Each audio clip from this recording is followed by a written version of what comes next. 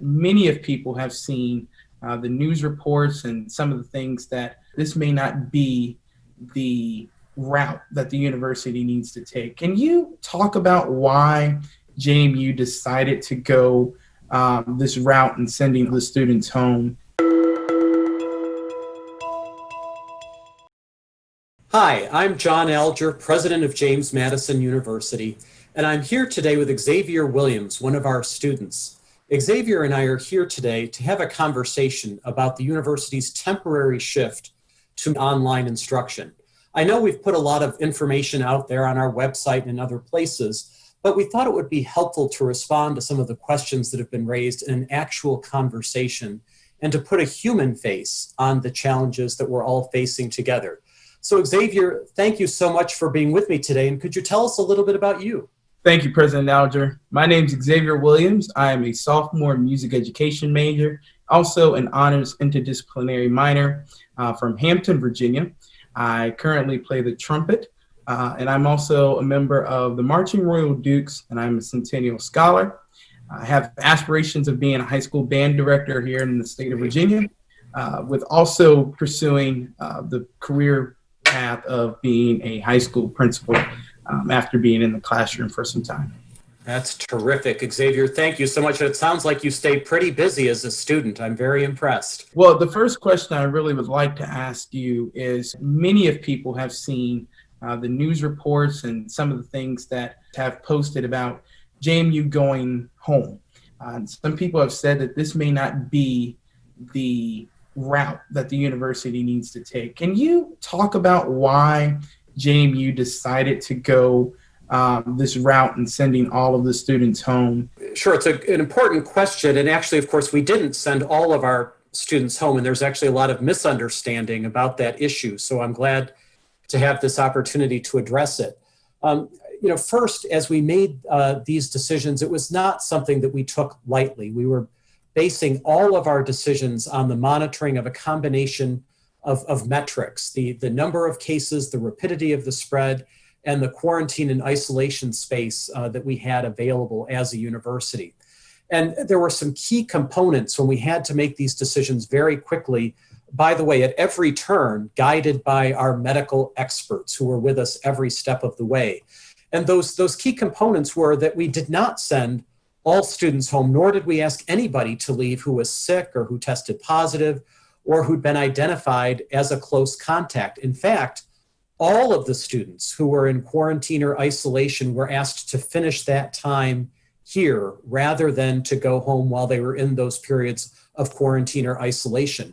And furthermore, for students who did go home, they were advised to quarantine there as a further precaution.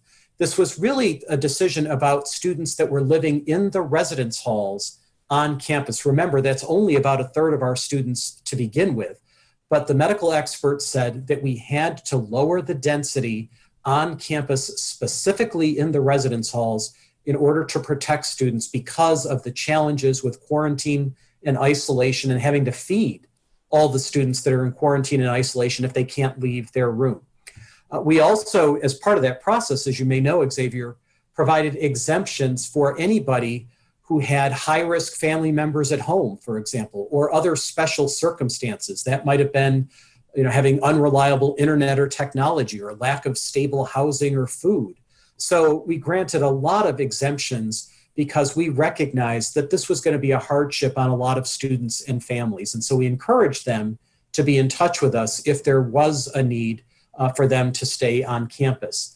And of course, many of our students are remaining on campus as well as off campus, and the residence halls themselves are not closed. The problem really was that very rapid rise in cases, particularly among the off-campus students, and then giving us so many names so quickly that had to be put into quarantine because they were close contacts. That's what happened really quickly that we had to address. And that's where our medical professionals said, this is the best course of action in order to protect your students. And here's how to do it the right way.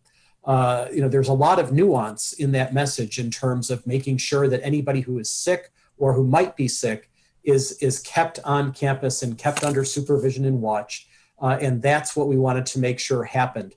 And I would also add that the good news is that our information indicates that 95 to 99% of the cases in our community are either asymptomatic or very mild. So by acting quickly and decisively, we hope that we have mitigated the public health threat to everybody. And that was certainly the opinion and the advice that we got from our medical experts. One of the biggest things that I've been hearing from a lot of my friends is refunds, and what, the financial factor as students are, going home. So how is the university going to address those concerns when it comes to the financial aspect? This is something that's very important to us to make sure that we are aware of the financial circumstances of our students and their families. I am a parent of a college student myself, so this is something that is near and dear to my heart and that I care very deeply about. And I am very sorry, first of all, for the disruption in the lives of our students and our families through all of this. We are all struggling with the challenges of this pandemic, and I want to make sure that our families know that the university is making all of its decisions being guided by those priorities that I mentioned before about maintaining public health while also maintaining academic progress for our students. So that's what guides all of our decisions. And I think the university has a strong track record when it comes to refunds and how we handle finances. If you look at what happened in the spring, for example, we took a very thoughtful approach to refunds when everybody went home in March. And of course, we are still the same university as we were then, and we will continue to be very fair and thoughtful as we make those decisions about refunds. We have put a lot of information on the university's website about the exact specifics in terms of housing and food and parking, and we'll continue to provide more information and more details and share those with the university community. You may have seen also that we quickly changed the university's withdrawal date to give families more time to make decisions about this year, depending on our availability to return in October. And on this past Thursday, we issued a list of frequently asked questions that detail all of those refunds that families can expect. But I think a few other things are worth mentioning, Xaiver, when we think about the financial aspects of all of this. This has been a set of financial challenges for a while now with the pandemic and its impact. This past year, for example, the university held tuition flat for the second year in a row. And now, of course, we know that there's also not going to be any new money from the state. So those were very difficult decisions that we made over these past few months, but we did so in order to help our families as much as possible during these difficult economic times. And then in the middle of the pandemic, we switched the focus of our fundraising efforts to the Emergency Madison for Keeps effort, that campaign to raise money for scholarships to keep Dukes in school. We raised over $750,000 in short order that kept over 100 Dukes in school. And I'm really grateful for all the donors and the supporters of the university who stepped up to be a part of that effort. That was above and beyond any financial aid that we previously had available. Now, of course, you hear some noise in social media that says that the university is somehow doing a money grab or some sort of bait and switch. And, that's just noise. And we really have to set that aside. First of all, the university doesn't make money, right?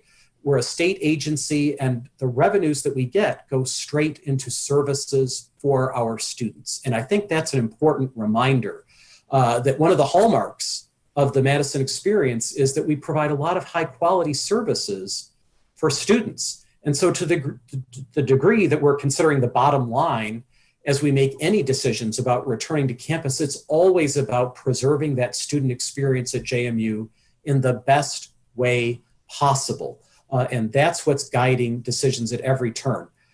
I went into the business of higher education. I know you mentioned you were interested in teaching, and I really want to encourage that because we need great teachers.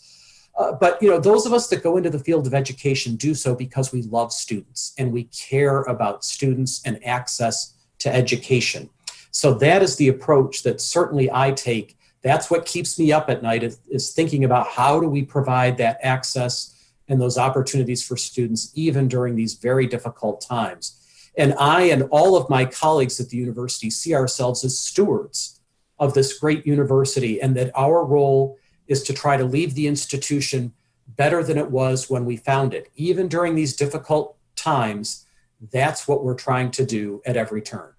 And I think one of the biggest questions that students may have, faculty may have, I know parents, my parents included, may have is that, okay, the email goes out and students may come back either on October 5th or after. What is the university going to be doing while students are being sent back home during this time frame to possibly restructure the approach in having students on campus? Right. So there's a lot that we're going to be doing over these next few weeks. Now that the density on campus is lower, first of all, our medical team does believe that this will slow the spread and allow us to regain an adequate margin of quarantine and isolation space. So first things first, were to slow that spread that was happening so rapidly and to rearrange things on campus so that we could be prepared no matter what now in a few weeks. So one of the first things, of course, is working on that quarantine and isolation space to get even much more of that available to the university and to reduce that density so you don't have a challenge where if there's a really rapid rise in cases that students can't be kept safe. So that's one of the first things that is a primary focus that we are working on right now. We are looking at some of the large classes, and are there things that we can continue to do with those classes? Perhaps some of them will move completely online in addition to classes that are already online. So we're going to be looking on the academic side at the classes we currently have, and are there any other adjustments that are needed based on what we've already seen? And of course, the focus on behavior is going to be critical, right? Because we know that in order to slow down the spread of this virus and to keep everybody safe, all of us have to do our part together. And so we're going to be talking about that behavior modification and those expectations even further. And that also involves things that we'll be doing on campus with the dining halls and how we can provide food and making sure we can get food and services to students that need them. So we're going to be reviewing every aspect of what we do on campus to augment our efforts to stop the spread. And so that's part of that flexibility and adaptability, taking that multi-pronged approach to everything that we're doing.